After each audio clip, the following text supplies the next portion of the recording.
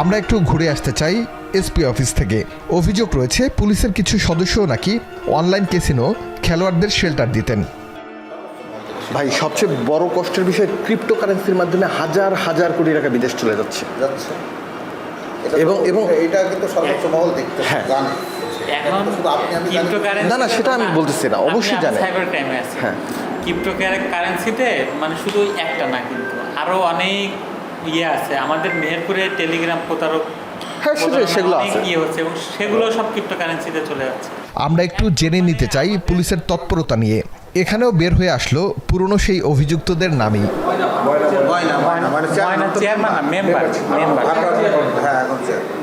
তার নামও huge allegation আছে, কিন্তু তারে তো কোনোদিন আপনাদের মামলা কোনো আসামি ছিল? স্যার, আমার একটা মামলা চার্জশিটে কত সালে এটা? 22 সালের মামলা।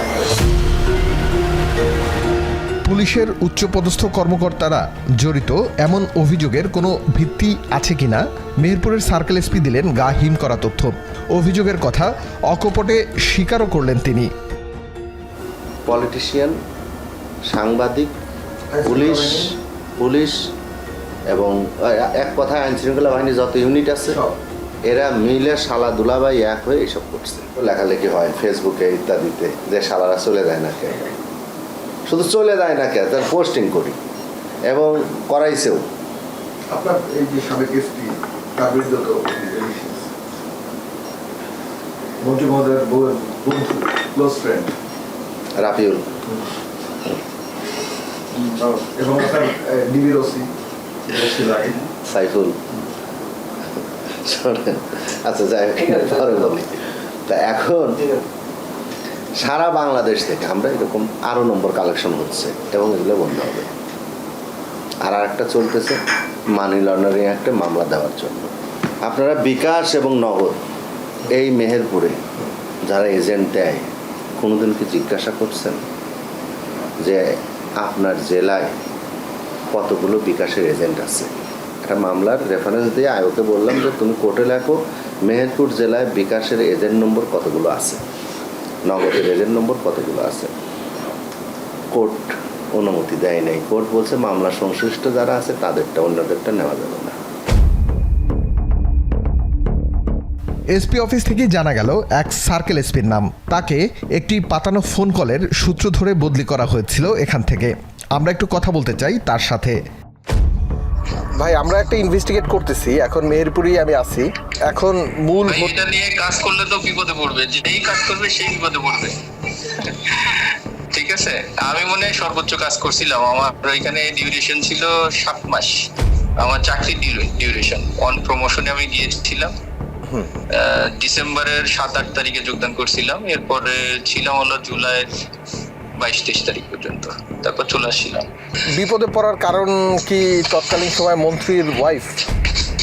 ঠিক এরকম না, আমাদের লোকজন একটু থাকে, কি বলবো, আমার এসপি স্যারও চাইতো না আমি এটা নিয়ে কাজ করি। আমি প্রচুর কাজ করে ফেলছিলাম ওই তৎকালীন সময়। বড় যে সিন্ডিকেটটা ধরতে চাইছিলাম, আমার সাব ইন্সপেক্টরের সাথে আমার একটা কথোপকথন এইটা নিয়ে আমার এসপি স্যার আমাকে প্রচন্ড প্যারা দিছে। প্যারা মানে কি, এটা নিয়ে টোটালি একটা ইনভেস্টিগেশন করাইছে।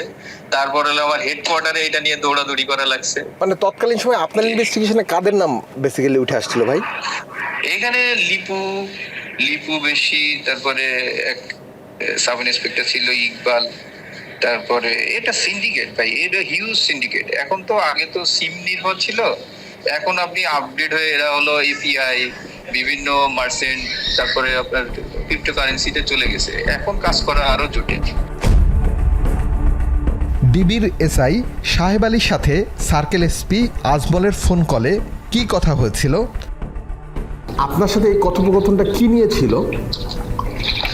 আসলে এটা ছিল যে কোনো ভাবে হোক ফাঁস হয়েছে, কিন্তু এটা ছিল হচ্ছে স্যারের সাথে আমরা তো একাধিক অভিযান করেছি এই অনলাইন জুয়া কেন্দ্রিক। হ্যাঁ, তো স্যারেরও এটা একটা পাতানো ফাঁদ ছিল, যাতে আমাদের এই ফাঁদে পাতে আমাদের কিছু টার্গেট লোক ছিল ওই অনলাইন জুয়ার অ্যারেস্ট করার জন্য। তাদেরকে অ্যারেস্ট করার জন্য স্যারের সাথে আমাদের ওই পাতানো কথাবার্তা গুলো বলা হয়েছিল, কিন্তু সেটাই পরবর্তীতে আমাদের বিরুদ্ধে চলে গেছে। হ্যাঁ, জানা গেল ফোন কলটি পাতানো ছিল। কেন তাকে এই ফোন কলের সূত্র ধরে বদলি করে দেয়া হয়েছিল? শোনা যায় অমুক করে, ধরলে পরে সে ইমাম সাহেব, বুঝতে পারছেন? হাতে না পাইলে ধরলে পরে সে ইমাম সাহেব।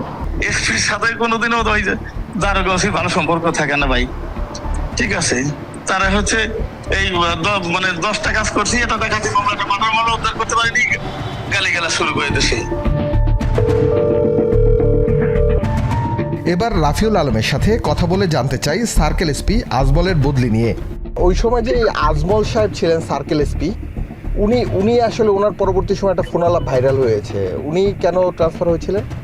এটা বলতে পারবো না, এগুলো আমাদের এটা না বলাটাই ভালো।